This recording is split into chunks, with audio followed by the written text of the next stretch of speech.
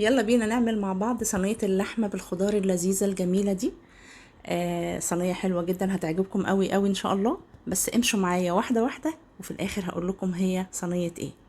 نحضر اللحمة بتاعتنا، نجيب اي قطعة لحمة عندنا، موزة، عكوة، فليتو، انتركوت، اي حاجة. هنقطعها قطع متوسطة، ونكون محضرين كمان فلفل الوان شرايح متقطع شرايح، ومكعبات بطاطس. هنركن الفلفل والبطاطس على جنب، ونجيب اللحمه، ونجيب بصلتين كبار نقطعهم جوليان، وثلاث اربع فصوص توم نقطعهم حلقات، وكمان ورق لوري مع كام حبايه حبهان كده، ورشه فلفل ورشه جوز الطيب بسيطه.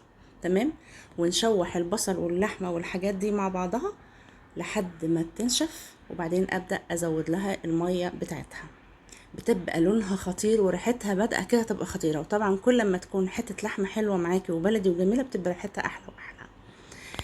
تمام. هنبدا نزود بقى ميه، شويه ميه بشويه ميه لحد اللحمه ما تستوي كويس قوي قوي معانا. بعدين ابدا احط لها الملح، واضيف لها الفلفل الالوان اللي انا كنت مقطعاه شرايح في الاول، ما تنسيش. واحط كمان شويه بهارات، زعتر وفلفل تاني. انا طبعا حاطه شويه فلفل صغيرين في الاول، بس هحط شويه فلفل برضو كمان، وشويه زعتر، وسبع بهارات وبابريكا. وكمان ممكن تزودي شوية جوز الطيب لو انتي بتحبيها.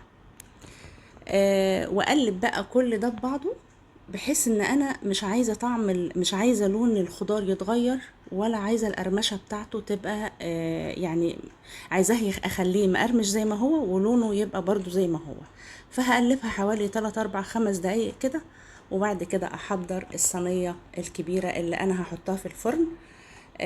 هحط فيها معلقة سمنة كبيرة زي ما هتشوفوا دلوقتي. هحط فيها معلقة سمنة كبيرة، واحط فيها مكعبات البطاطس مع رشة بسيطة قوي قوي زعتر. ما تكتريش زعتر، لان انت حاطة على الخلطة مع اللحمة زعتر، برضو في اللحمة ما تكتريش زعتر عشان ما يمررش معاكي. وتحمري البطاطس، يعني تخليها ذهبي، نص ذهبي كده مع 3/4 تسوية. يعني تغيبي تقلبي فيها عشان تاخد لون النص ذهبي مع 3/4 تسوية. وبعد كده تضيفي عليها بقى اللحمة بالخضار. عايزة اقولك الريحة تجنن تجنن تجنن والله. اللحمة كمان استوت، وكل لما تستوي كويس تديكي ريحة احلى واحلى، وتبقى زي الزبدة كده ودايبة دوب مع الفلفل مع الحاجات التانية والبهارات والبطاطس. كله بقى في الاخر هياخد من طعم بعضه، وهيبقى حلو قوي قوي.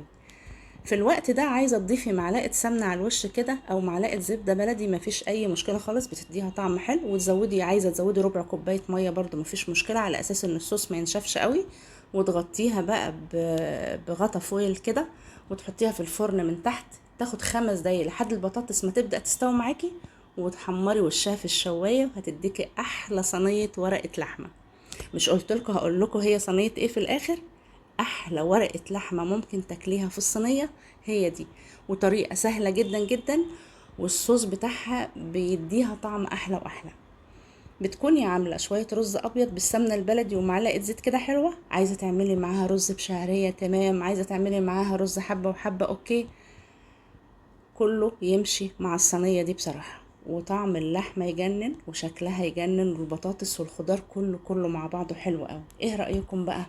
حقيقه الغدا النهارده تحفه قوي، حلوه قوي، ومحتاجه اخد رايكم فيه. وعايزه اقول لكم جربوا الصينيه دي بجد حلوه قوي قوي، وسهله كمان، اسهل من ان احنا نجيب ورق فويل بقى ونورق زبده ومش عارف ايه ونحط في الصينيه. لا، اعملوها في الصينيه دايركت على طول، حلوه قوي قوي.